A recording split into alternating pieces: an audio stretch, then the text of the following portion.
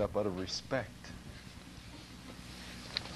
But I guess we'll just have to work along with whatever we got. Now, I do want to welcome each one of you here this morning. We're continuing on in our study in Joshua. If you want to turn there in your Bible, we'll be in chapter 14 this morning. Joshua chapter 14. This is the 6th book of the Old Testament. And I'd like to talk about my son this morning. Paul got to talk about his, so I'm going to talk about mine. I'm going to talk about Caleb this morning. One of my favorite Old Testament characters. He was a mountain climber. And I've always remembered Caleb's story, his testimony, his outstanding example. And we need to be reminded of the lessons that come to us from Caleb's life many thousands of years ago, several thousands of years ago. Mountain climbing is an exciting thing. I've never done much of it. I've climbed Bald Eagle over across the valley and a couple of mountains down in Colorado, but nothing like climbing up to the top of Pikes Peak or Mount Everest or something. We were watching a National Geographic video last week with the kids at home, and they were talking about some of the stories that particular magazine has written up over the years showing the heights of man's achievements. And it was only in the 40s, I think, that they climbed Mount Everest the first time. There were people that had gotten close to that. Maybe I'm wrong on the date, but I thought it was like around World War II that they finally got to the top of Mount Everest, the highest spot in the world. And these people are given great acclaim for their daring ability and their teamwork. It requires a whole team to get up to the top of one of those things. Of course, the frontiers of human effort today and science are down in the oceans and out in the far reaches of space, and in the microscopic world of the human body and diseases and so forth. But to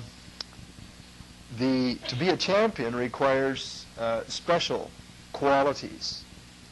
Caleb was a Jew, and by his very example, he represents what we as Christians, God's people today, should be. The qualities that he manifested in his life. If we were to mimic those, or to draw near to God and to his word, and to appropriate the very things that were true in his experience, we would be able to do the similar things in our lives as he was capable of doing in his time.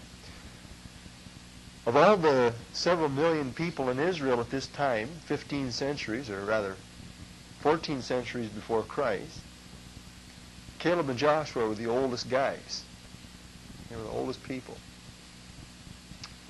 We're going to read about that this morning. I'd like to start reading from Joshua chapter 14, verse 6, and read down to verse 14 in this chapter. Then I'd like to skip over and read a few verses in chapter 15. Now pay attention, because you can't understand the story if you don't listen to the words and think through it. I'll try to explain things that you don't understand as we read. Joshua chapter 14, verse 6.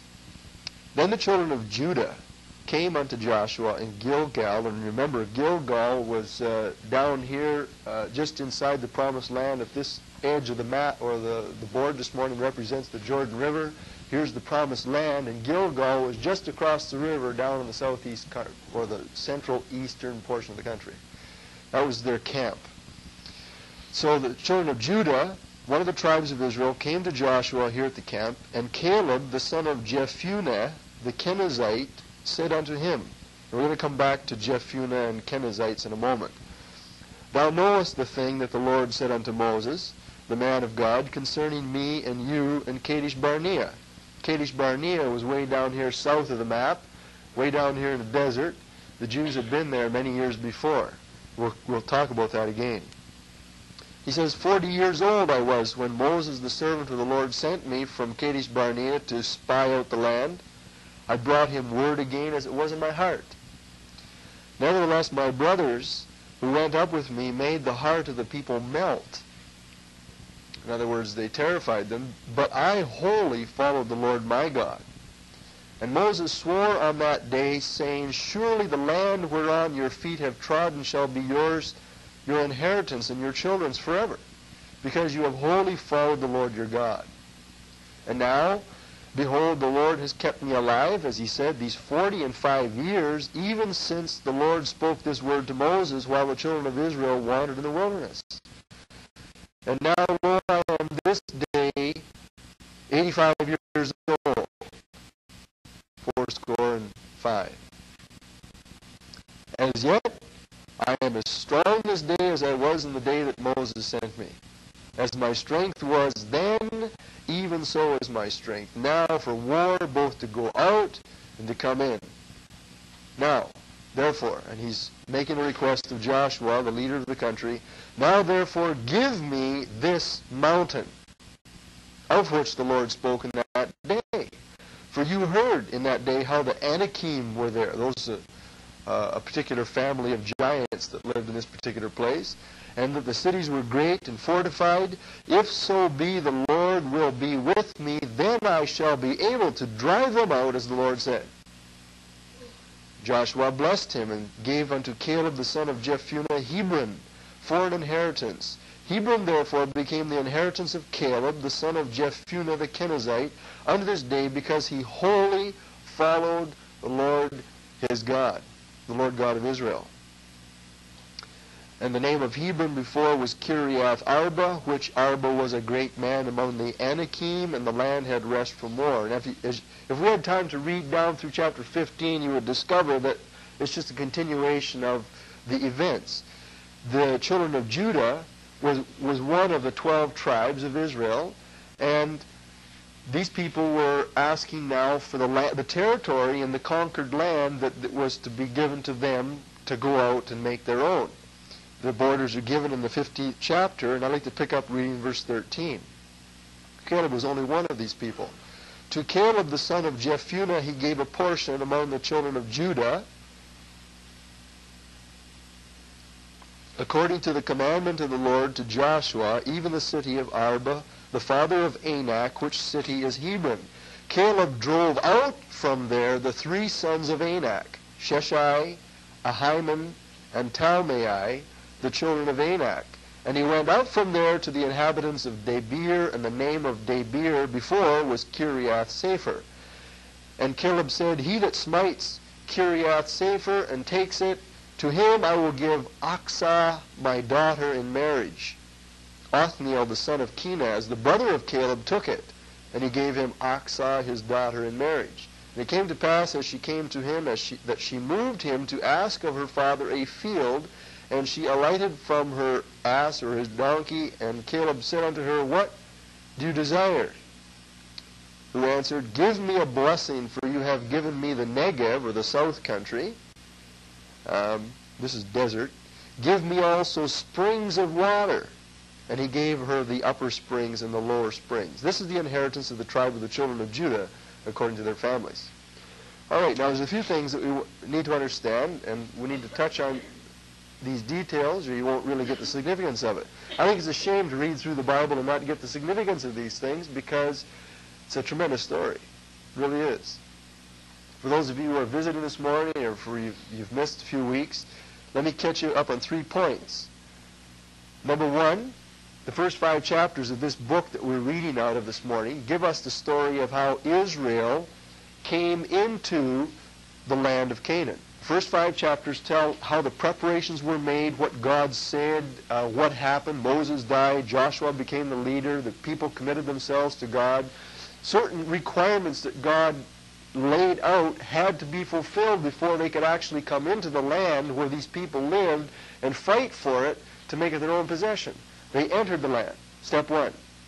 Step 2, chapters 6 through 12 tell us how they went through the land of Palestine under Joshua's command and conquered it. It's one thing to go in the door, and another thing to go through the house. And in conquering the land, there were 3 major thrust military campaigns. A central campaign, and then that immediately led to a southern campaign where they went all the way down to Kadesh Barnea, where they had been 40 years before this. And then they took a swift march way up north to Hezron, way up by the Sea of Galilee, or not Hezron, Hazor. And in those 3 military campaigns, the major forces and kings and fortified towns in this country were destroyed. That didn't mean that everybody was destroyed and that they didn't have any more enemies. It just meant that they now were free to roam in the country basically without any serious opposition.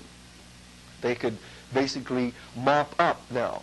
So step 1, entering the land. Step 2, conquering the land, getting the basic control. And now we are picking up in the 13th chapter of this book, chapter 14 and 15, where we are today, and going to the end of the book of Joshua with the third major step in doing God's will. He led them from Egypt to the promised land, brought them across the Jordan, made them win so that they would live there. And the third step, after you've gotten control, basically, is to occupy. In the Second World War, as in the First World War, the Germans came into Belgium and France and Denmark and Norway and Sweden and Italy and Switzerland and all those countries, and they occupied. There were decisive battles, and then after the battle was won, they sat there and they lived there until they were kicked out after. Occupying is a picture of the Christian life. Our job as Christians is to live here. And this world is the land of the enemy. Right now, the Bible describes Satan as the prince of the power of the air, the spirit that now inworks in the children of disobedience, and the world system is under his control. God gives him the right, temporarily, to rule this world. Ephesians chapter 6, Paul is referring to this in his prayer, refers to the powers and principalities that govern the rulers of the wickedness of this world. Governments in this world are controlled by demonic forces. Some people scoff at that concept, but all you've got to do is visit Haiti or Jamaica or Guyana or some of these African nations or the Philippines or communist countries, and you will see just how anti-God, anti-Christ, anti-Christian, anti-Bible that these governments are. They have no love for any of this stuff.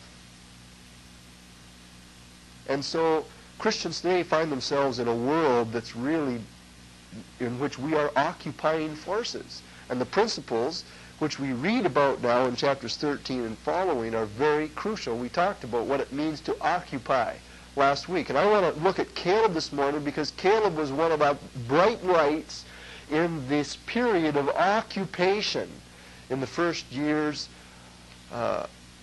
after the country was basically overrun by the Jews.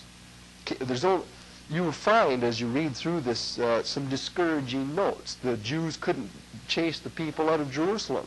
The Jebusites, they were too strong for them. They couldn't chase the people out of Gezer. There were other places where there were certain strongholds, sort of, the enemy had fallen back and recouped, and they just couldn't win. You have to understand that if this represents the land of Palestine, right up the center is a mountainous region. This is high country up here. And this is the country that the Jews basically had control of, the high country. The lowlands, the flat country, was more difficult to control. And the reason being is because the people that lived in the low country had chariots. We don't live back in the days when there were chariots. We don't really understand the significance. But nobody wanted to be caught out in the open with a sword in your hand trying to fight somebody with a chariot. Number one, the horse could run you over. Number two, the chariot wheels had spikes and swords on the ends of their spokes. You just drive through the enemy and wipe them out. You can't run away from a chariot with a sword on its axle. You know, that's the kind of difficulty, you know, it begins to become a little more serious to it. And so these people had real difficulty, and some of these people were entrenched, and they just couldn't, it wasn't easy. Now let's look at Caleb. Caleb is the story of a major winner. He became a real possessor. he didn't just have the title deed, he was actually able to live on his property. Caleb is the story of a winner. And his qualities, what were true in his life, show us what ought to be true in ours if we want to be winners. Now, we've read the passage. The 6th verse tells us the first thing about Caleb, and that he was different. Did you know that in the Hebrew language, Caleb's name means dog? My wife wasn't impressed. I want to name my son Caleb. A Kalev in Hebrew is just that's a word for dog. Right? I suppose if you were to get one of those name plaques, that people put calligraphy on, they wouldn't put that. They'd probably put something like impetuous or bold or something like that instead of what it actually means. My son is certainly impetuous. I don't know how bold he is. I guess time will tell. But I named him after this man because I admire Caleb. Caleb was different. Of all the Jews that had come out of Egypt, only 2 survived to enter the Promised Land. Caleb and Joshua. And if we'd have had twin boys, they would have been Joshua and Caleb. Right? But nevertheless, Caleb was an exceptional person. He was different. And in fact, I said we were going to come back to these names.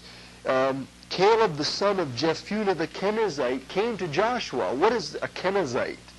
Hold your finger here in Joshua chapter 14. We're going to go back to a reference in Genesis chapter 15, verse 19.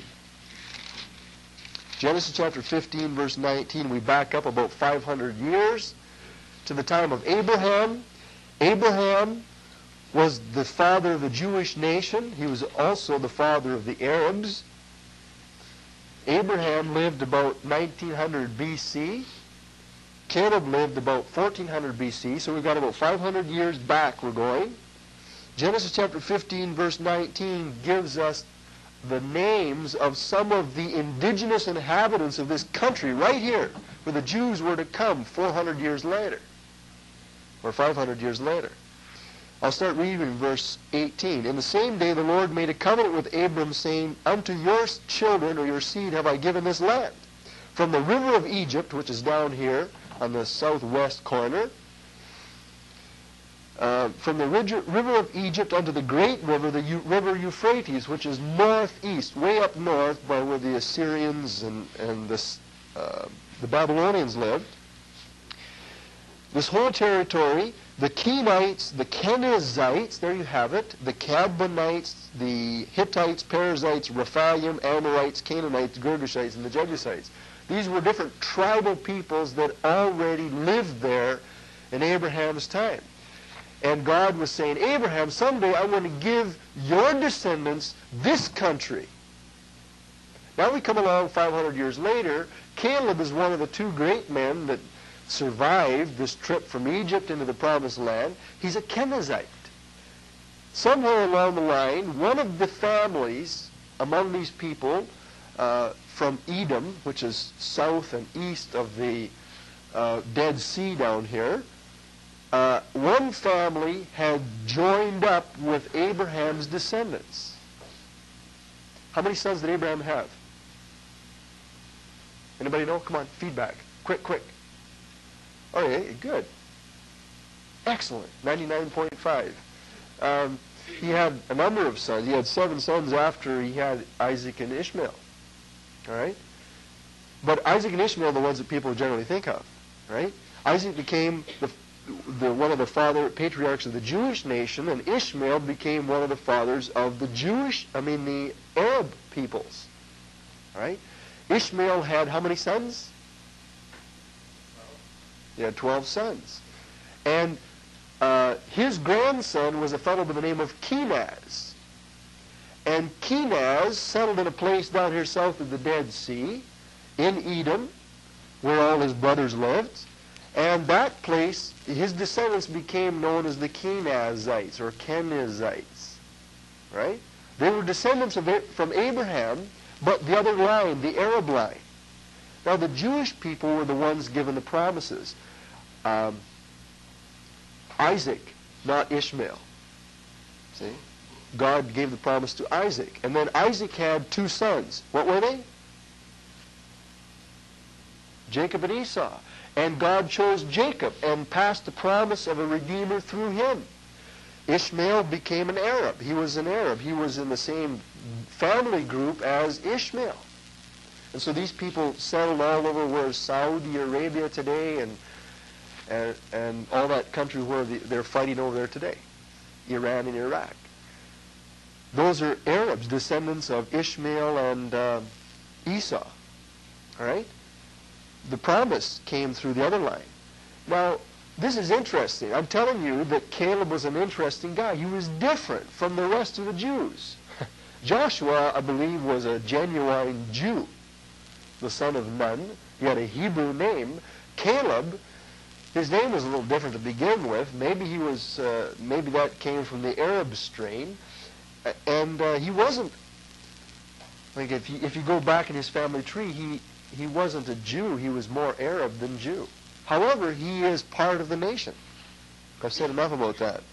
I just want you to realize that when you talk about Caleb, he was somebody in his family had proselytized from the Arab culture into the Jewish culture years back. I don't know how. By the time he comes from out of Egypt, he's well established. His family is recognized. In Numbers chapter 13, Caleb was identified as one of the 12 rulers of the 12 tribes, along with Joshua.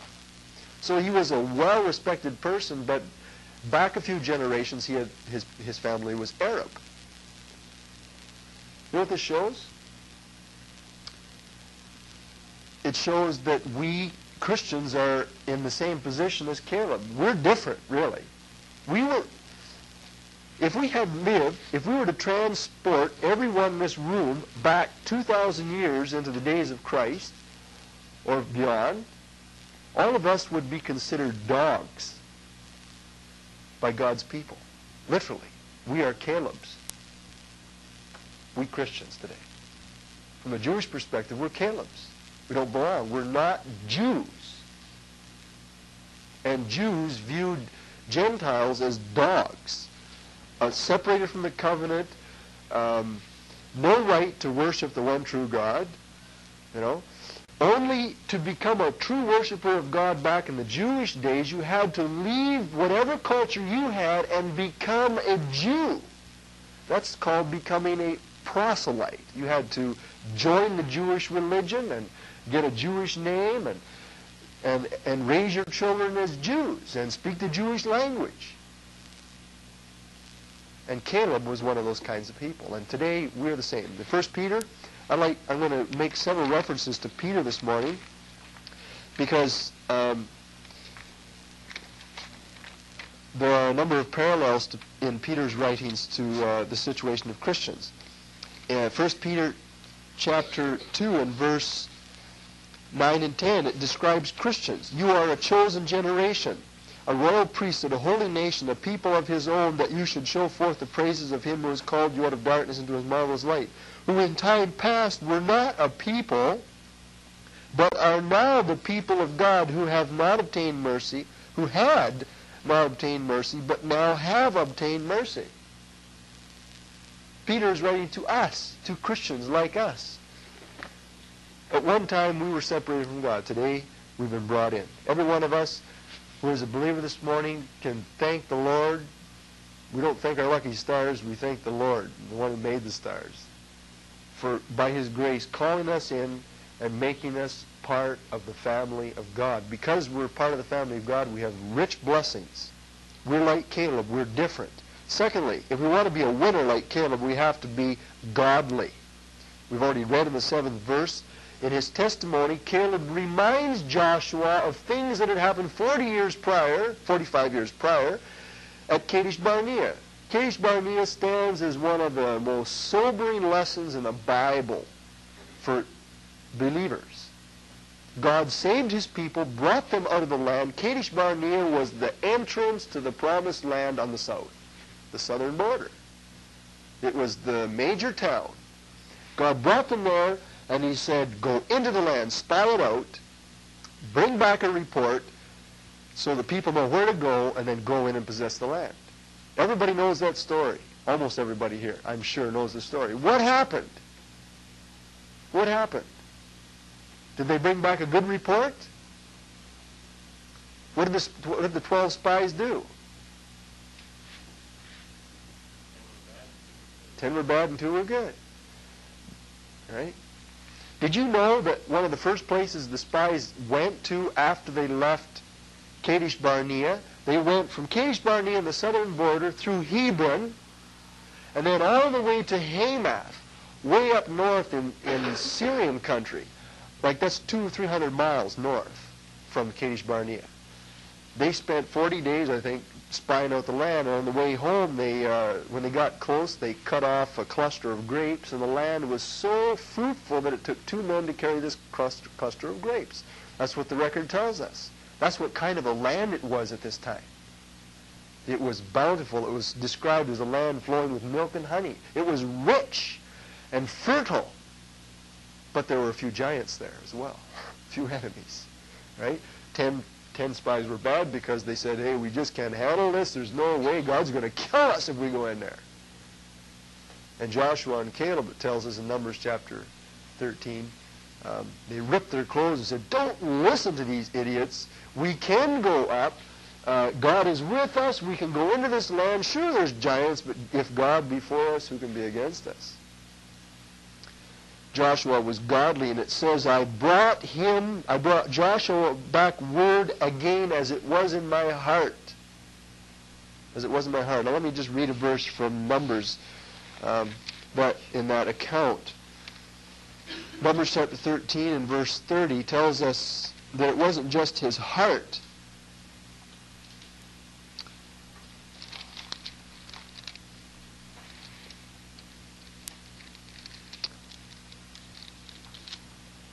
Verse 24.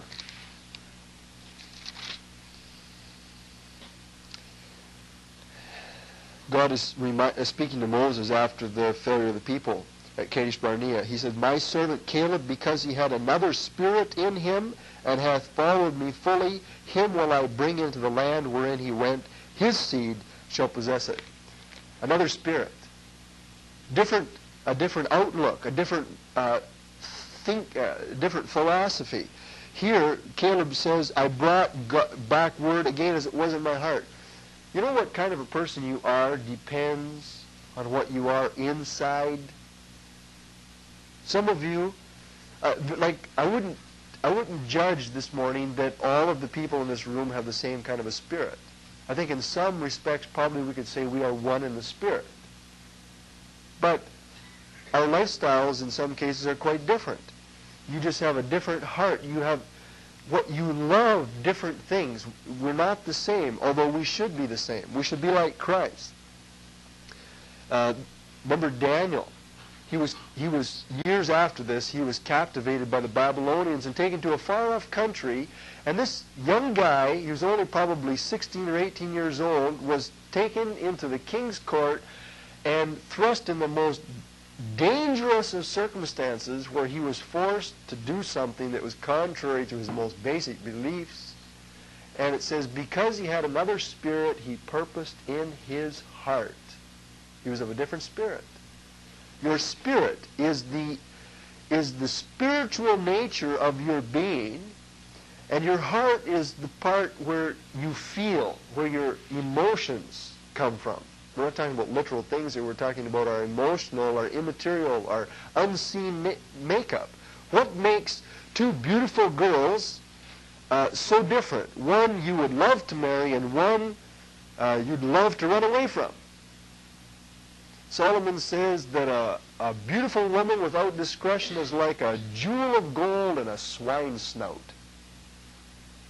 What makes the spirit and the heart of one beautiful woman so different from the spirit and the heart of another beautiful woman?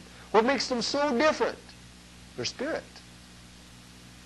Their relationship to God. Their heart, where their values are. And I'm telling you that you will never be a winner as a Christian if your spirit isn't right. If your heart isn't honest and open before God.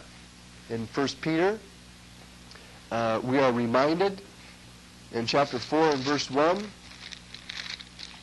For as much then as Christ has suffered for us in the flesh, arm yourselves likewise with the same mind.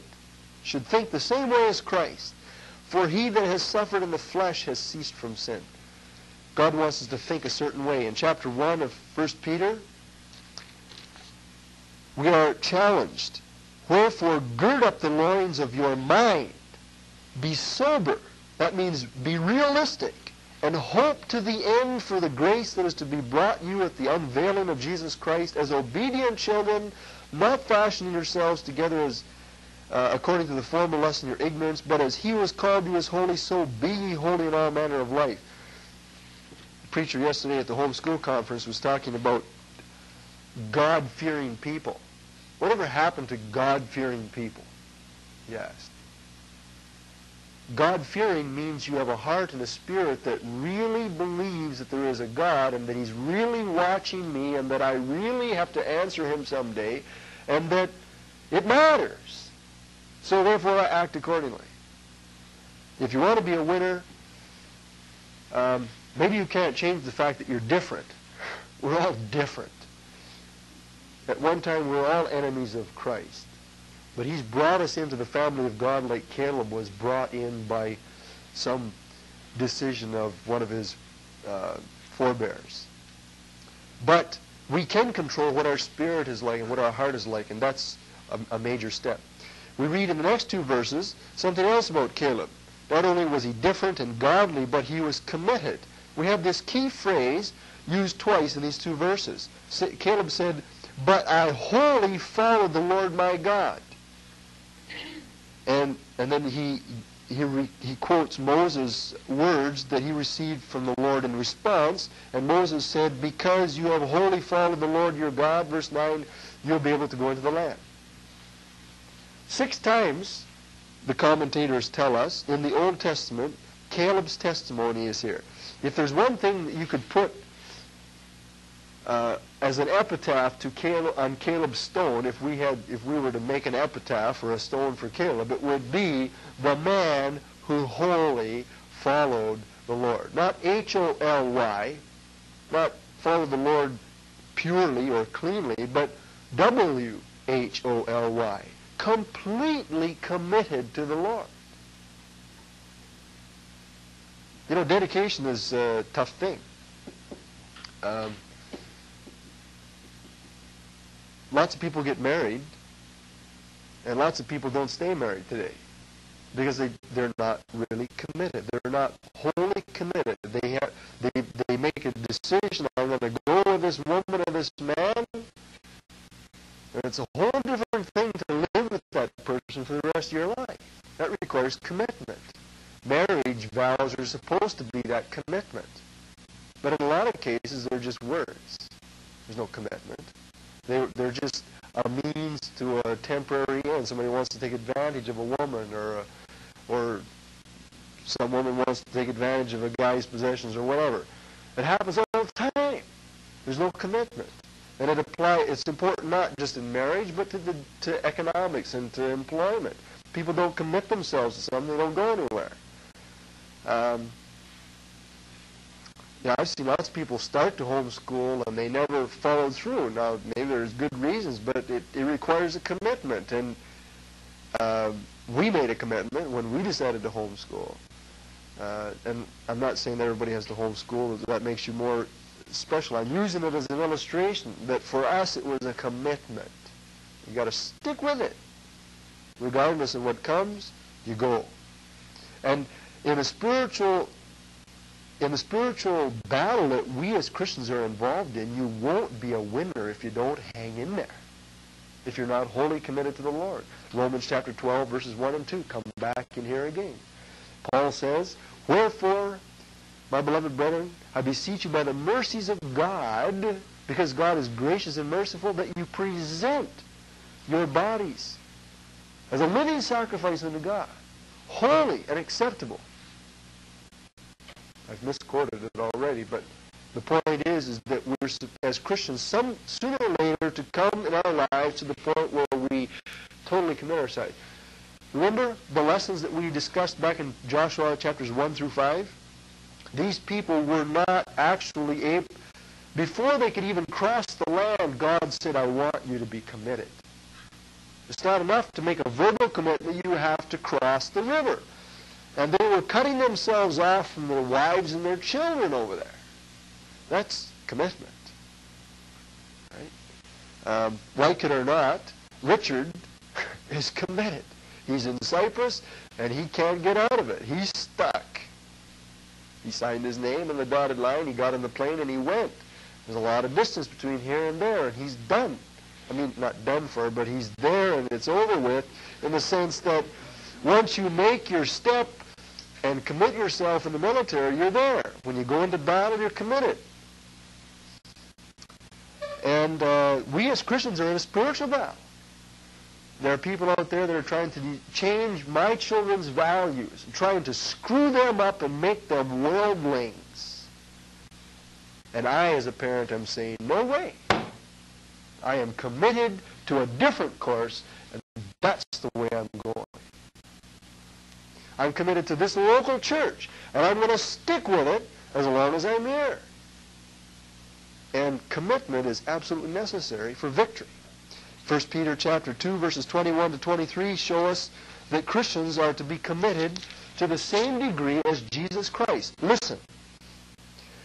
Hereto you Christians were called, because Christ suffered for us, leaving us an example. Now listen, Christ is our example. What level of commitment on a scale of 1 to 10 would you give to Jesus Christ? A 2, or a 4, or a 9?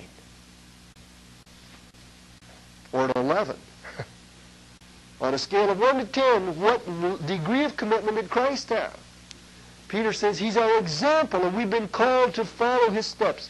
As he goes, it says, leaving us an example that you Christians should follow his steps, who did no sin, no guile was found in his mouth, who when he was reviled did not react the same way, when he suffered he did not threaten, but committed himself. There it is. Committed himself to him that judges righteously, and he went all the way. There are lots of Christians today that are Christians in name only. I don't believe they're really Christians. Only God knows for sure. But you can be a Christian and go to hell today. Christian in the world's eyes, or in terms of profession. A true Christian is committed to total dependence on Christ. Now we're all weak, and we make mistakes, and we're failures in areas of our lives, but that doesn't change the fact that a true Christian is 100% depending on Christ to get into heaven.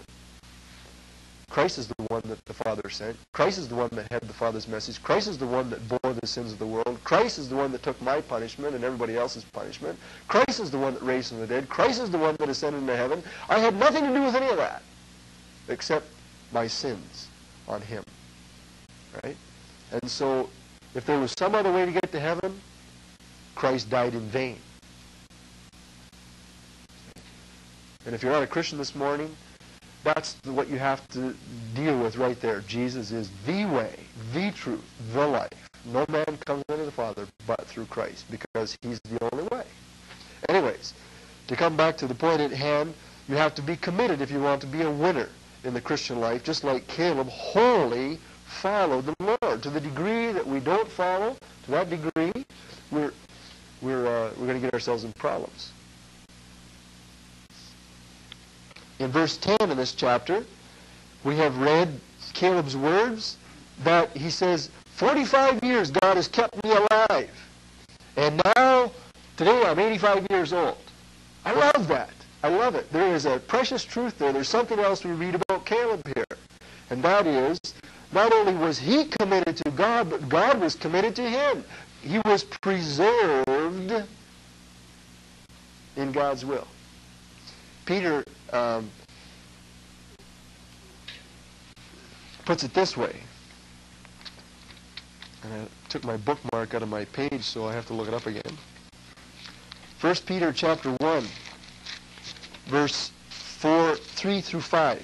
Listen to how God has done the same thing for us Calebs today. Blessed be the God and Father of our Lord Jesus Christ, who according to his abundant mercy has begotten us again to a living hope by the resurrection of Jesus Christ from the dead. The resurrection of Christ is the basis for all hope. To an inheritance incorruptible and undefiled that does not fade away. It's reserved in heaven for you. So God is keeping my rewards. But that's not all.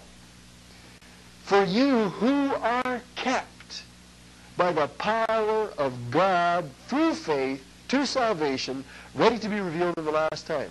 God not only keeps my spot open for me in heaven, there's reservations for Steve Clark in heaven, but he's keeping me here, right now. He's guarding me, providing for me, guiding, protecting me.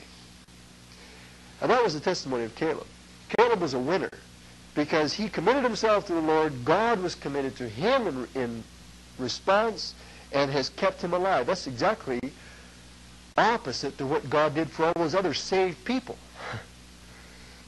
The other millions of people that came out of Egypt, and they were redeemed, they were saved by the strong right hand of God, and they were brought to Kadesh Barnea because they rebelled in unbelief.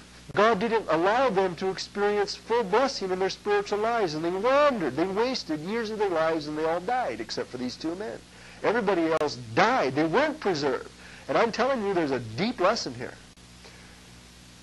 There's only one alternative to victory, and that is losing.